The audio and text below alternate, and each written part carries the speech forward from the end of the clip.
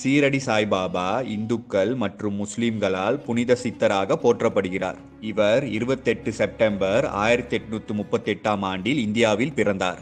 சீரடி சாய்பாபா மகாராஷ்டிரா அகமது நகர் சீரடியில் வசித்த ஒரு யோகி மற்றும் சுஃபி துறவி ஆவார்.